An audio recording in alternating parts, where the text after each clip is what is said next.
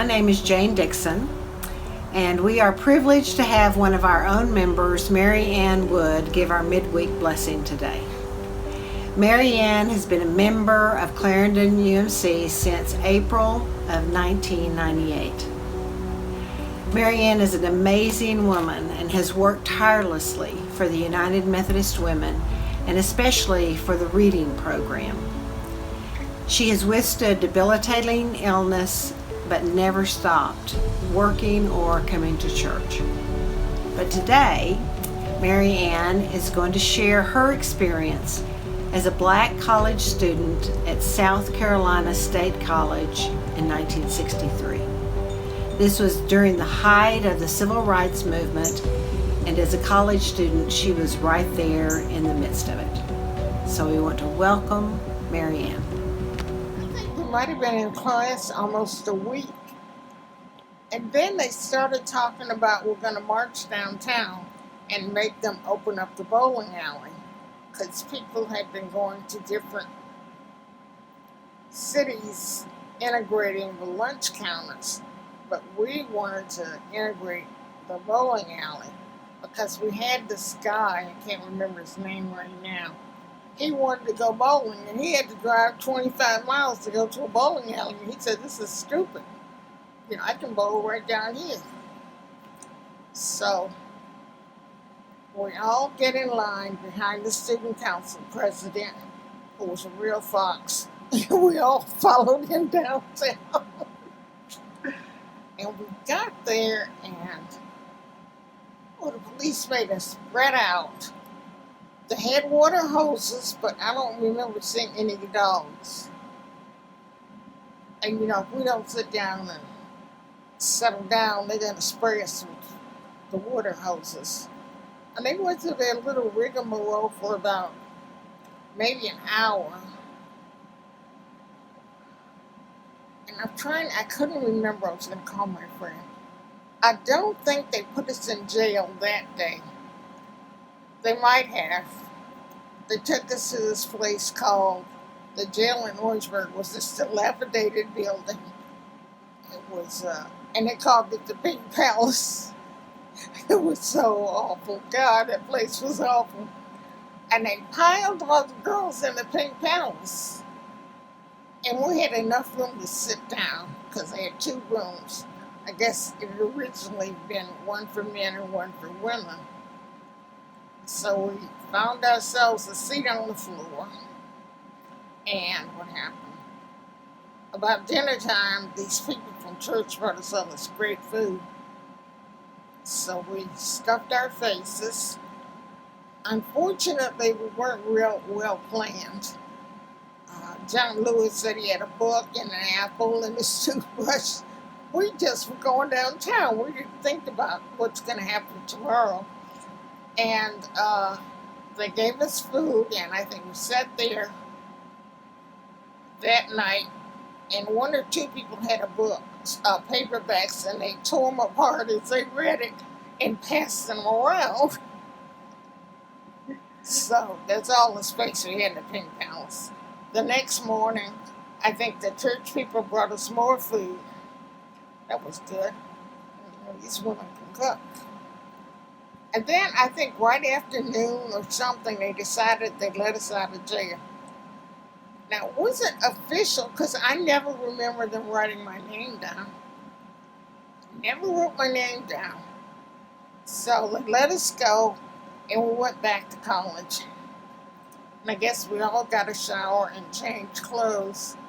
And by the time that was over, we're going back downtown again. So we followed good-looking student council president back downtown. He was a fox.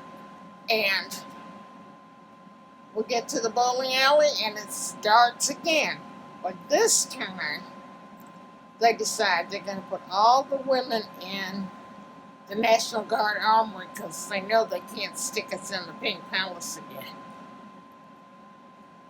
So they loaded us on buses and sent us to the National Guard Armory. And when we got there, they gave us all a cot and a blanket, washcloth. And then they took the guys to a town called Manning. And I don't know if there was a jail in Manning or there was another National Guard armory. So we get there and we get settled in. And while we're settling in, the spokesperson from the church came and said, "We're not feeding you people anymore. And if you can't stand by being in jail, we're going to get you out." Some people just can't stand the pressure. And that was fine. Only a few people said they had to go. They couldn't stay. I think less than 5. There were hundreds of us. And they said, starting this evening, we want you all to eat the food that they bring you. And we went, oh my God, what kind of slop are they going to feed us? So they brought us the food. You know, we had facilities so we could take a shower, wash our hands, etc. But it was weird going to a bathroom with just urinals. And so we lined up our little beds. Put it near you. And some of our, I don't know if it was that afternoon or the next morning, our roommates or somebody was allowed to bring us like a change of clothes, etc. So we weren't totally desolate like that. So my roommate packed me a little bag, and everybody had a little bag, and you could hopefully had a book or two in there that you could read, because we did not know how long we were going to be there. And we ate the slop that they fed us. It was not very good food. I'm trying to remember if they gave us grits or they gave us oatmeal for breakfast. Must have given us some soup or something for lunch or dinner. And, you know, we tried to cheer each other up, and we said, you know, we're gonna do this, and we're not just gonna say we can't stay, we're gonna stay here. And after about 2 days or something, they told us it was costing the state of South Carolina $50,000 to feed the students that were in jail. And in 1963, that was a lot of money. So we said, well, that's the only way to break the state. That's what we'll do. So we sat there and ate the bad food. Finally, after 9 days, they decided they could not afford to feed us. They were going to send us home. I think probably 75 to 80% of the college students in South Carolina were in jail.